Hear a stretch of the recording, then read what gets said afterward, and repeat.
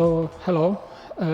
Today I will be talking about quantization, how one can use quantization techniques for AI models and vector DBs. My name is Marcin. I'm a Weavit core engineer, and I've been in Weavit for over 4 years right now. So I will be first telling you about large language models and their quantization techniques. Then I will move on to the embedding models, how we can quantize them, and how also I will be talking also about how the quantization techniques can be used in vector databases. So let's start first with large language models, quantization techniques. So modern large language models are created using transformers model, and transformer model is an algorithm that uses mathematical formulas and works with vectors and parameters, models parameters that are being obtained during the training process to then find out or to predict you the next token. And there are two parts or two main types of parameters that the model consists of. There are attention layer parameters and feed-forward layer parameters. 30% of those parameters are the attention layer, and feed-forward layer is the rest.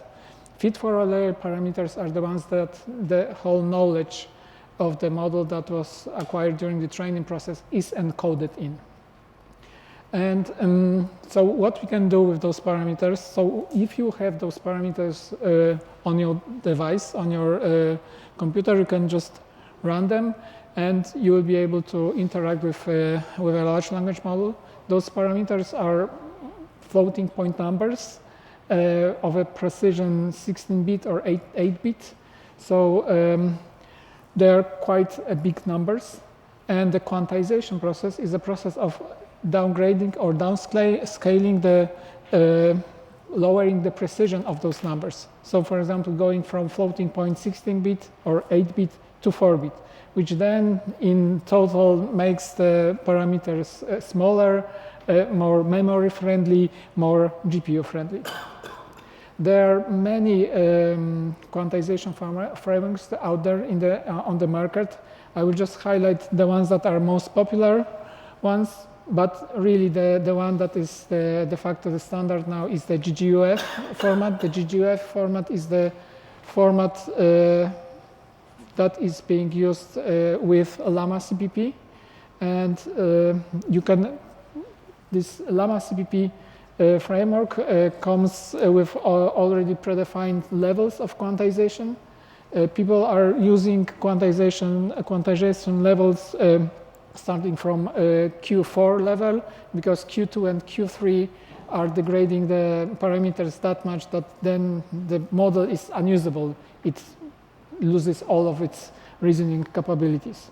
And also when people are quantizing the models, they are choosing the KM quantization level, where we are able to quantize more the attention layer parameters than the feed-forward layer parameters. Because feed-forward layer parameters are the ones that the whole knowledge of the large language model is encoded in, and they are very sensitive to the degradation process. Let's talk about the embedding models. Embedding models are the ones that are that have their only task is to create a vector out of an input sentence, and that vector is an array of floating point numbers, of 32-bit of a 32-bit precision. Those text embedding models, or in general embedding models, they can be also quantized. In order to quantize the model, the embedding model, we use either ONNX or OpenVINO. Here at Weavit, we are using ONNX. With ONNX, you are able to convert a model precisely to a given CPU architecture that will use that given CPU's instruction sets that are actually available. Then you can actually more easily and faster run those quantized models on a given CPU, on a given CPU architecture. Let's talk about the vectors and the vector representations of data. When we are talking about normal relational databases, we are talking about columns and their specific types. We can also save data or represent data as vectors. And then that vectors we can take and save them and create a vector index and save them in a vector database, such as a Weaveit. And of course, as I mentioned before, those vectors are floating point numbers of 32-bit precision. So if one would choose an HNSW index, which is an in-memory index, and have millions of data objects indexed, then it would require lots of memory. So in order to reduce the memory footprint or the requirements, one can pick quantization. One can quantize the vectors that are, which the vector index consists of. There are three types of quantization that one can pick.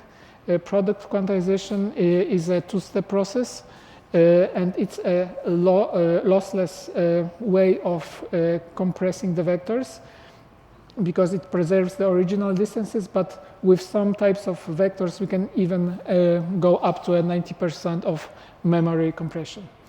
But we can also choose a binary quantization. Binary quantization is a lossy compression technique which reduces the floating point number to either 0 or 1s. That gives us a 32 reduction in storage requirements, but unfortunately that comes with a cost.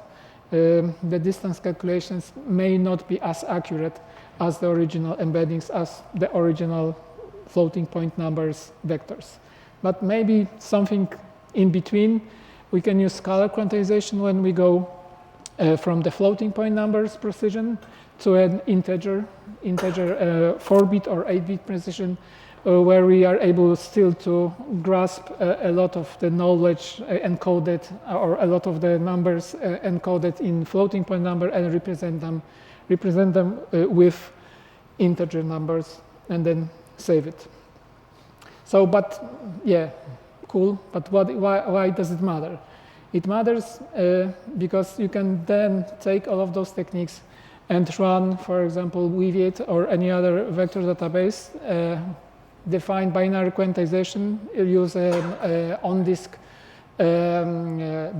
vector index, and run the vector database on a Raspberry Pi 5, which is a really small and a very constrained device.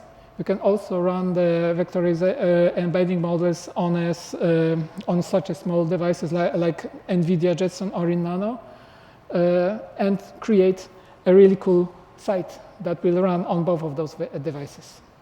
Thank you.